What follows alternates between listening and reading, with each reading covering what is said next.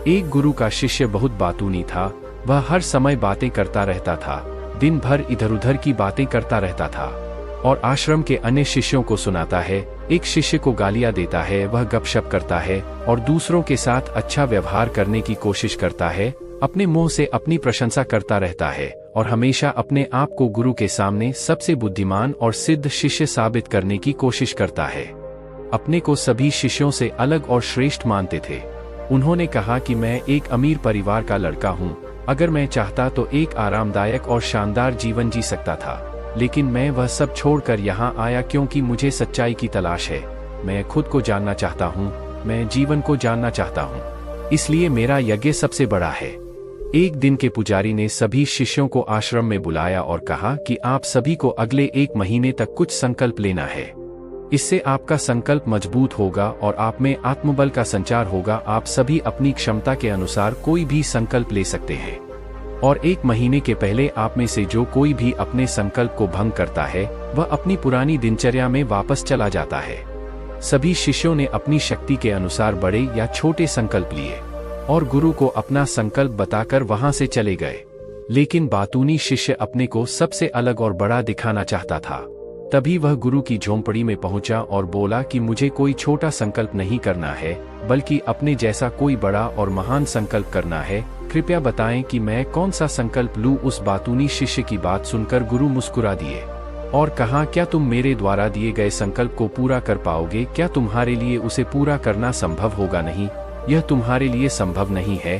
तुम इसे पूरा नहीं कर सकते तो अपना संकल्प खुद खोजो। शिष्य ने कहा, नहीं गुरु, मैं पूरा करूंगा। आप मुझे जो भी संकल्प दें, आप कृपया मुझे बताएं। शिक्षक ने कहा, ठीक है, फिर आप अगले महीने चुप रहेंगे, मुंह से एक शब्द भी नहीं निकलेगा। वह आपका संकल्प है? शिष्य ने कहा, गुरुजी, क्या यह संकल्प है? यह बहुत आसान है, केवल 1 महीने के लिए चुप रहना है। मुझे एक बड़ा संकल्प दें जो मेरे श्रेय के योग्य है, जिसे पूरा करने में मुझे परेशानी हो रही है। गुरु ने कहा, पहले आप इस संकल्प को पूरा करें। शिष्य ने गुरु की आज्ञा का पालन किया। वह उसी समय चुप हो गया और मुड़ा और झोंपड़ी से बाहर चला गया। उसे चुप रहना बहुत आसान लगा। उसने किसी तरह चुपचाप 1 दिन बिताया, लेकिन दूसरे दिन से उसके मन में न बोलने का बोझ बढ़ने लगा। तीसरे दिन उन्हें भारीपन महसूस होने लगा और चौथे दिन एक अजीब सी बेचैनी होने लगी, क्योंकि आश्रम के सभी शिष्य आपस में बात कर रहे थे। वह भी उनके सामने अपना पक्ष रखना चाहता था और उनकी बात बंद करना चाहता था, लेकिन उसका निश्चय उसके रास्ते में आ खड़ा हुआ। इसलिए वह सारा दिन केवल मुंह और आंखें ही बनाता रहा। ऐसे ही कुछ दिन और बीत गए और शिष्य बीमार पड़ गया। उसका सिर फटने वाला था, खाने पीने का भी मन नहीं करता था। वह बस बोलना चाहता था। वह मास्टर जी के पास गया और उनके सामने बैठ गया और उन्हें लिख कर कहा, मास्टर जी, मुझे बोलना है, बिना कहे मुझे सांस नहीं आ रही है, मेरा दम घुट रहा है, मैं अंदर से पागल हो रहा हूँ, मैं क्या कर सकता हूँ? क्या मुझे अपने संकल्प तोड़ देने चाहिए?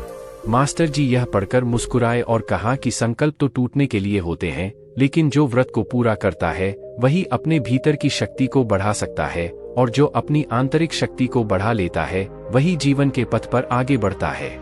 बुद्धि और जागृति संकल्प लेना आपके हाथ में था और उसे तोड़ना आपके ऊपर है। आपके अनेक सहशिष्य संकल्प तोड़कर अपनी दिनचर्या में लौट आए हैं। अगर आप ऐसा नहीं कर पा रहे हैं तो आप अपने संकल्प को तोड़ भी सकते हैं और अपनी पुरानी दिनचर्या में वापस जा सकते हैं। लेकिन याद रहे, अगर आज आप इस छोटे से संकल्प को संभाल नहीं पा रहे हैं तो बाकी जिंदगी कैसे संभालते हो? मुझे शक है बाकी फैसला पूरी तरह तुम्हारे हाथ में है। वैसे भी फैसला पूरी तरह तुम्हारे हाथ में। वो बिना कुछ कहे वापस चले जाते थे और खुद को अपनी झोपड़ी में बंद कर लेते थे। झोपड़ी से बाहर आ जाते थे केवल अपने आवश्यक कार्यों के लिए। बाकी समय वह कुटिया के अंदर ही बैठा रहता था। 15 दिन बीत चुके थे और आश्रम के सभी छात्रों का संकल्प लगभग टूट चुका था, लेकिन उस बातूनी शिष्य का संकल्प अभी भी चल ही रहा था कि प्रतिज्ञा लेने के बाद से वह एक शब्द भी नहीं बोला। पूरा आश्रम हैरान था कि इतना बोलने वाला आदमी चुप कैसे हो गया। 15 दिन बाद वह अपने मालिक के पास गया और लिखित में कहा कि हे मालिक, मैं बाहर से चुप हूँ, लेकिन मेरे अंदर कई आवाजें हैं, बहुत रोना और शिकायत है। मैं अंदर ही अंदर बात करता रहता हूँ, मेरा मन तरह तरह के सवाल करता रहता है। बाहर से जितना शांत हूँ, भीतर उतना ही कोलाहल है। मुझे संदेह है कि मेरा संकल्प अभी भी कायम है या नहीं। क्योंकि आपको बोलने की आदत है, आप बाहर से भले ही खामोश हों, लेकिन अंदर ही अंदर कहते रहते हैं कि आपको इन बातों और आवाजों से दूर जाना होगा। शिष्य गुरु को प्रणाम करके चला जाता है और भोर होते ही वह अपनी कुटिया छोड़कर जंगल में चला जाता है। कई दिन बीत जाते हैं और संकल्प का समय भी पूरा हो जाता है, पर वह शिष्य वापस नहीं आता। आश्रम में सभी को डर था कि जंगली जानवरों ने उसे खा लिया है। इस दौरान लोगों ने उसे खोजने का काफी प्रयास किया, लेकिन वह कहीं नहीं मिला। गुरु के सभी शिष्यों ने स्वीकार किया था कि जंगली जानवरों ने उन्हें अपना शिकार बनाया है, लेकिन मास्टर जी को ऐसा नहीं लगा। एक दिन आश्रम का एक शिष्य गुरु के पास आया और बोला, गुरुजी, बातूनी शिष्य को क्या हुआ? जानवरों ने मार डाला होगा। मालिक ने कहा, हो सकता है जानवरों ने उसका शिकार किया हो, लेकिन उसके न लौटने का कोई और कारण हो सकता है। हो सकता है कि वह जिस चीज के लिए वहां गया था वह मिल गया हो। शिष्य ने पूछा कि क्या ज्यादा बोलना हानिकारक है? गुरु ने कहा, यह भी मानव जीवन के कई दुखों में से एक है कि वो कभी चुप नहीं रह सकता, वो हमेशा कुछ ना कुछ कहता रहता है। हमारा आधे से ज्यादा दुख हमारे अकेले बोलने से होता है। ज्यादातर परिवारों के झगड़े की वजह हमारी बेवजह की बातें होती हैं। हम में से कोई भी चुप नहीं रहना चाहता, हम सिर्फ सामने वालों से कहना चाहते हैं जो कुछ भी हमारे मन में है। हम उसे समझाना चाहते हैं कि आप गलत हैं और मैं सही कहाँ तक उचित है, क्योंकि दूसरा भी वही कर रहा है और इस तरह सब एक दूसरे का सड़ागला सामान ले रहे हैं। तो समय के साथ साथ उन्हीं बातों की परतें गिनते रहते हैं और एक दूसरे को सुनाते रहते हैं।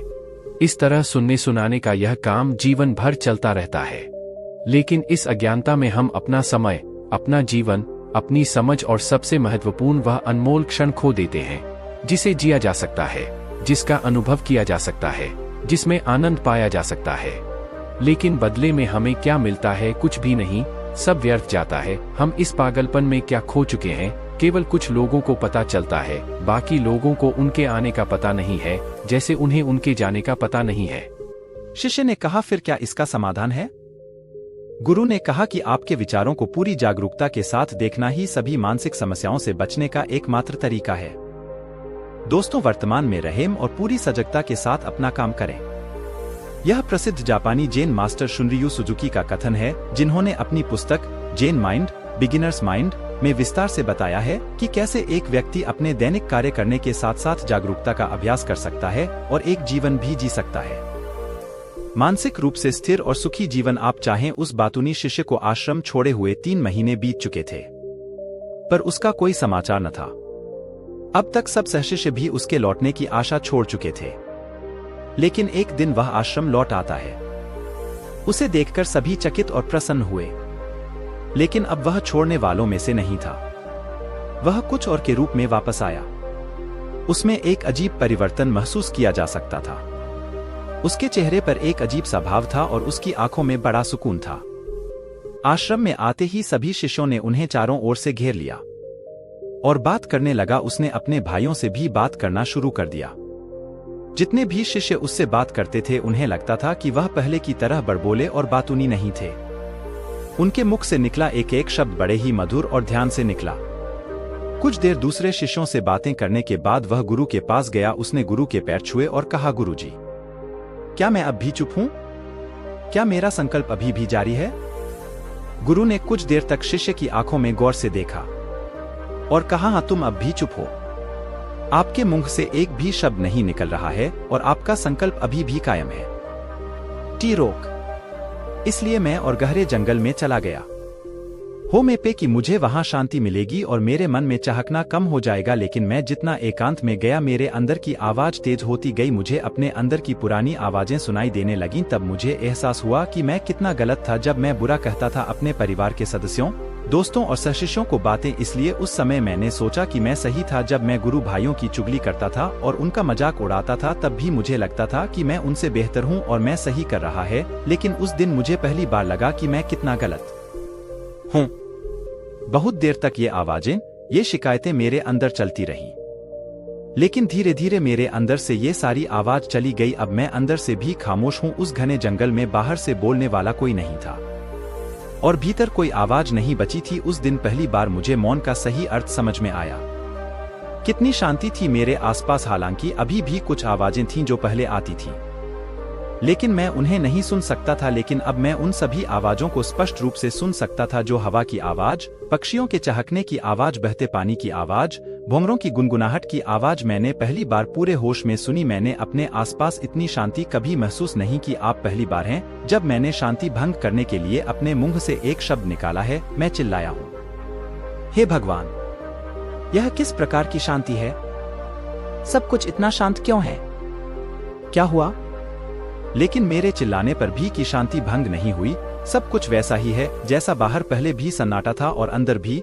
हे मालिक, मैंने अपने गुरु भाइयों से बात की, मैंने आपसे बात की, मैं बोल रहा हूँ, मैं चल रहा हूँ, मैं सब कुछ देख रहा हूँ, लेकिन मैं अंदर से बिल्कुल अकेला हूँ। मैं चुप हूँ, भीड़ में भी हूँ, मैं अकेला हूँ और अंदर से अकेला हूँ। मैं तब भी अकेला हूँ जब मैं अपने आप में शोर मचाना चाहता हूँ। अब सब कुछ दिखाई देता है, सब कुछ सुना जाता है। गुरु ने कहा, जब तक बाहर बातें करते रहेंगे भीतर अशांति होगी।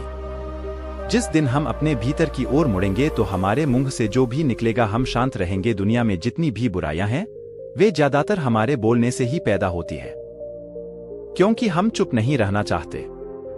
हम जरूरत से ज्यादा बात करते हैं। हम दूसरे व्यक्ति की बात नहीं सुनना चाहते हैं, बल्कि चाहते हैं कि वह बात करना बंद कर दे। हम उसे बताना चाहते हैं कि मैं कौन हूँ। हम उसे अपनी सारी क्षमताएं दिखाना चाहते हैं। बस यही हमारे जीवन का उद्देश्य रह जाता है। कभी एक दूसरे को सुनना नहीं चाहते, समझना नहीं चाहते। उन्होंने कभी चुप रहना नहीं सीखा, क्योंकि खामोश रहने से ही वो खुद को छोटा महसूस करते हैं। दुनिया के सारे युद्धों की वजह हमारी ही बोलती है, इसलिए हमें उतना ही बोलना चाहिए जितना जरूरी हो, क्योंकि बेकार की बातें करने से ऊर्जा बर्बाद होती है और बोलने से हम कभी अंदर की ओर नहीं मुड़ते, क्योंकि वो हमें बाहर की ओर खींचती रहती है। और क्या इस दुनिया के अलावा कोई बाहर है? लेकिन अगर हम अपने भीतर की दुनिया की ओर मुड़ना चाहते हैं तो इस मुंह को बंद रखना चाहिए। इसलिए जो सभी प्रबुद्ध हो गए हैं एकांत की ओर भागा, ताकि उन्हें ज्यादा न बोलना पड़े, न ज्यादा सुनना पड़े। वे अकेले रहें और शांत रहें ताकि वे आसानी से भीतर की यात्रा कर सकें। लेकिन कोई चाहे तो इस दुनिया में रहकर भी एकांत में रह सकता है, शांत रह सकते हैं, लेकिन इसके लिए उन्होंने अपनी ऊर्जा बचाई होगी जिसे वे व्यर्थ की बातों में बर्बाद कर रहे थे। दोस्तों, इस कहानी की सीख यह है कि व्यर्थ बोलने से आपकी ऊर्जा नष्ट होती है और ऐसा कहना हमें वापस भीतर नहीं जाने देता, क्योंकि यह हमें बाहर की ओर झुकाए रखता है। और जो अपने भीतर यात्रा करना चाहते हैं उन्हें अपना मुंह बंद रखना चाहिए। मुझे आशा है कि आपको यह कहानी पसंद आएगी और आपको बहुत कुछ सीखा होगा। दोस्तों, अगर आपको हमारी वीडियो अच्छी लगी हो तो वीडियो को लाइक करें और आपके दोस्तों के पास शेयर करें और साथ ही चैनल को सब्सक्राइब करें। धन्यवाद।